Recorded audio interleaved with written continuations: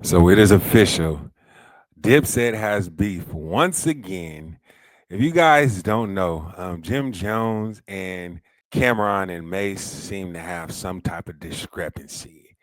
And Camron just went on It Is What It Is podcast and flamed him to smithereens. You're a guardian angel and designer. You get what the you talking about, man? You are from the Bronx, bro.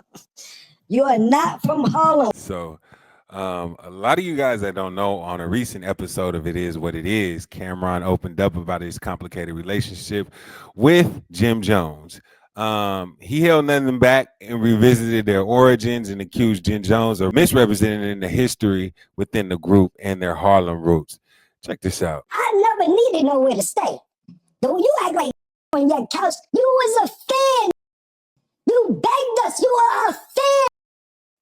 A fan. We didn't grow up with you. I am from 140th and Lenox. I am from NFL.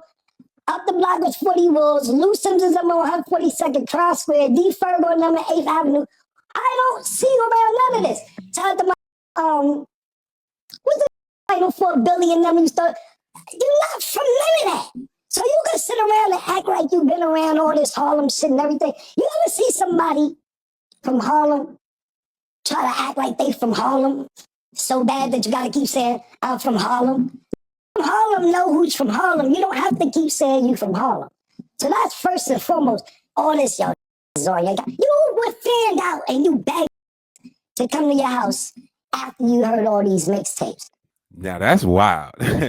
Because at one point I thought that Jim Jones was holding up Dipset by his own strength because everybody else was doing other things. But the discussion shifted towards Jones' history and reconciling the individuals they had conflicts with, including C. Gutter, True Life, and French Montana. And Camron expressed disbelief over Jim Jones attending a movie premiere where he was allegedly dissed in the film. You was so cool. And we was like, yo, Jomo's a nice guy. Mace like, yo, I think I'll teach him how to rap. Mace actually taught you how to rap. Literally. The fact that Mase is sitting here eating popcorn, I'm floored. He taught you how to rap. You say it. Matter of fact, bring up the clip. Mace helped me learn how to actually learn how to rap. Mace taught me how to rap. Mace actually showed me, he was the first person to show me how to rap. Mace actually sat me down and showed me the magic to rap. We taught you how to rap. How you ran the whole organization. How you made Diplomat. You ain't made none of this stuff. You was a fan. I put you down. Because you had a free crib. And you was a nice guy. Well, I thought it was all good. I had no problem thinking, yeah, okay. He took their spot, came to the spot. I know 50 said it. And they went on he was funny. I thought it was funny when he said this shit. But I didn't think it'd be a big deal because you make up with every put hands on you. What? What? Hold on. He said you make up with every man that puts his hands on you. So every time he gets beat up, he's saying that Camron makes up with him. Yo, Mase is just sitting there. Look at that face. He looks like a Professor Clump right there. I see the pattern now. If you agree to disagree with you and don't want to take it that route because they got some genuine love for you, you keep going on and on and on. Every put hands on you and you get told you cool with them. I see you with C. Gutter. Junior Mafia cool. I see you taking pictures with True Life. It's cool. Man, DC, y'all having sit-downs to work out. Gunshots was let off of that. Y'all having sit-downs to work it out. You tried to chase French Montana out the game. That ain't work out. Y'all got cool. So cool that you go to his video shoot. Pardon me, not his video shoot, his movie. You're sitting in the crowd watching for me. I thought it was all good. I have no problem. And they dissing you in the movie. Whoa. That is crazy. You go to a dude's movie premiere and they dissing you in the movie. Like, what? You in the movie get this, and you gotta eat it sitting in the car. Nah, nigga, they dissing you in the movie that you went to go see, bro. You ever wonder how you met Mano? Ask somebody you met Mano. May have gone downplay because they cool now. He tried to press Mano one day because Mano first came out. He had a little record where he was saying, dissing the rappers. I don't know, he's dissing. He said, so Jim Plus see Mano one day and was like, yo, what's up with all that saying my name? Mano said, who the talking to? Oh, you think I wanted that? You want your mine? Now they the lobby boys. Too cool. I'm not saying it's to starve no feathers. I'm not saying it to backtrack on any beef or go anything like. I think it's really cool. But the you do this, you keep you cool with, and then try to handle it sophisticatedly. You keep going on and on like about all that shit, bro. Don't care about none of that shit, man. Don't care a little bit, man.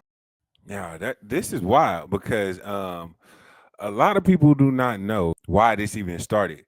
But it all started when Jim Jones got on Justin LeBoy's podcast last week and basically is questioning Camron and Mase being so-called best friends now, because he claimed that back in the day he used to watch Mase talk crap about Camron and everybody around him, but now they cool. You seen this shit before it happens, what you tell, like everything. Mm-hmm. It started with Mase. He didn't do the right thing. That's the one question I wanted to ask you.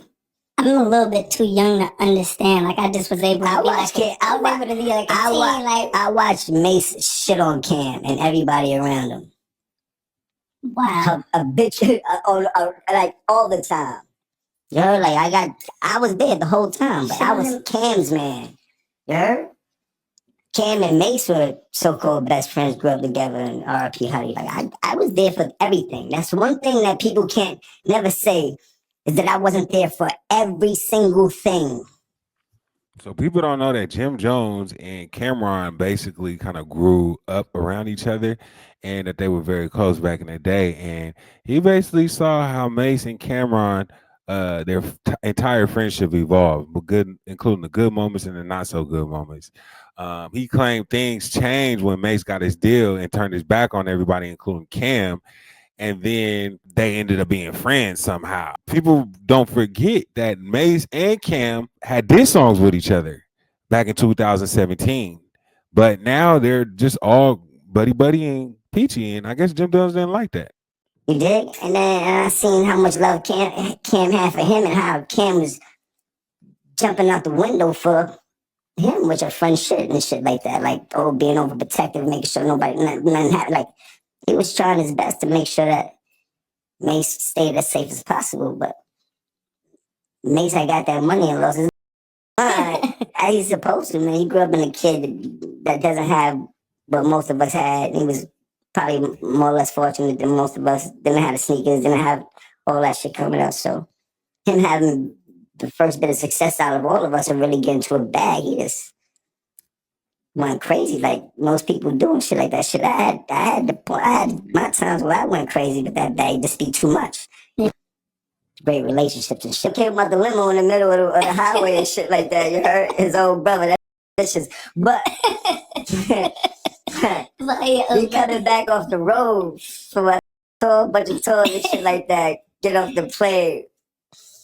And Mase got the brand new Mercedes drop burgundy, pull up to the airport, skirt the car dealer bring that shit outside the airport, $2 drink, brand new stickers on that bitch. That crazy, bright, joking and shit like that with Cam and shit. Something the shit by myself with skirt off. Like, I said, yeah, this is a different type of animal. This don't care about nothing. So they saw that. They responded, said, no need to dwell on the past. We're here now. We're going to push it to the limit. Sometimes if you wait, you still can pop off. The Oracle came out 2 years later, 4 years later. Shit was hot. Sometimes when you wait, it's still hot though. You wait in the country. So they were talking about the diss songs that they shot at each other. And in the caption, it says, there's no better feeling when you can laugh about dissing each other in the past. This is what happiness and getting a lot of money together looks like. Jim Jones he had to speak on it because he like, bro, I was there with Kim from day one. And I remember when you used to talk crazy and now we're not as cool no more. Y'all best friends. which I understand. I heard it. Everybody in my crew panicking. I said, you remember, it's a part in Training Day when Denzel threw the was arguing with Hoyt. Yeah.